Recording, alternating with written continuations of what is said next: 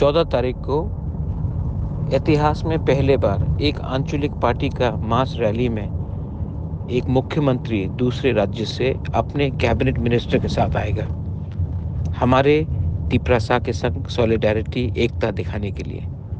मैं आप सबको हर वीसी से दरख्वास्त करता हूं कि आप लोग अपने कामी से, अपने गांव से, हर वीसी से बड़े नंबर में आइए खुमुलुंग सिंडिकेट ग्राउंड में और मैसेज दीजिए कि तिपरासा अभी तक हारा नहीं है, तिपरासा अभी तक इतना कमज़ोर नहीं है कि हम अपने अधिकार के लिए फाइट नहीं कर सकते हैं।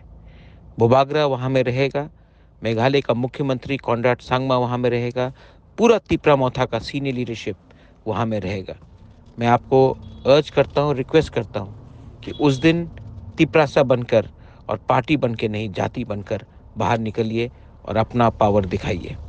दिस इज़ बोबाग्रा फॉर ऑल। पेलाइनो हमबाई।